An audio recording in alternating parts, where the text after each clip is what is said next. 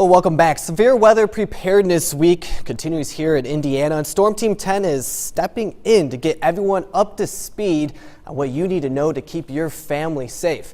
This midday, Storm Team 10's Kevin Orpert explains the difference between a watch and a warning. Take a look. During severe weather, there are two terms you'll be hearing. The first is watch. Now, don't be misled, because a watch can occur on a day when it doesn't seem as though there will be severe weather at all. But meteorologist David Tusek from the National Weather Service in Indianapolis explains. Our watches mean that conditions are favorable for significant weather to take place. And those watches usually go out several hours before severe weather typically arrives. The watches usually are lasting on the order of about 6 hours of time frame.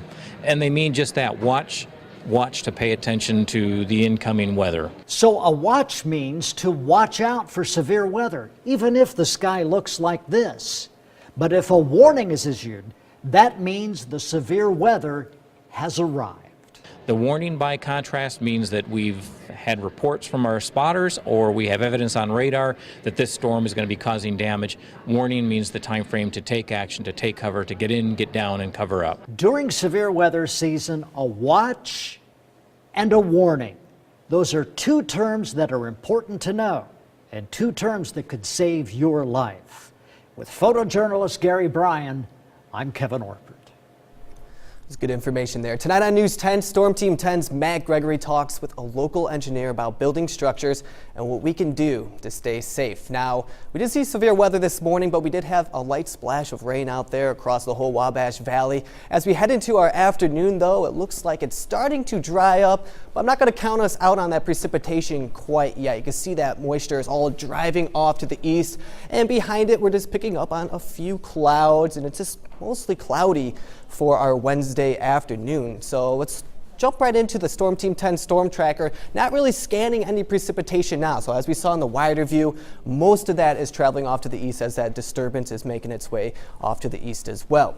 As for today, though, as we head into the afternoon, mostly cloudy. I do think we could get a peak of sunshine here or there, and our temperatures are actually pretty close to average. We'll be in the lower to mid 50s by the time our afternoon starts to move in more. Right around 4 p.m. I think we'll be right around the lower to mid 50s. A couple other areas across the Wabash Valley will be just in that general area as well. So lower 50s now, warming up a few degrees for our afternoon. So if you do head out for your afternoon, I think you could probably leave that umbrella into the car, but still might be a light sprinkle in temperatures.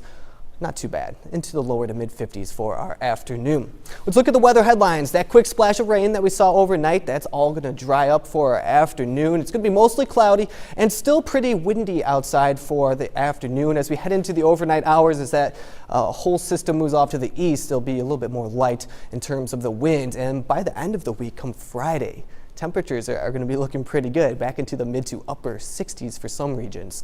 So let's get through the futurecast. You can see that moisture over the Ohio region. This is further on into our afternoon now, and this is the clouds kind of passing through. Still some areas of patchy rain showers, so I think we're just going to leave in the sprinkles and a drizzle here or there, but for now, it's going to dry up by the time we reach into the overnight hours. This is at right around 1 a.m. Temperatures, they're going to drop down into the lower 30s, right around 30 degrees, 31 for Linton, 31 for Robinson, 30 for Mattoon and Casey. So overnight tonight, it's going to be a tad bit chilly out there as we head into the overnight hours. Now, we pick this back up by Thursday at 9 a.m., so tomorrow morning and into tomorrow afternoon. Just a lot of sunshine back in store for us, perfect for the first day of spring.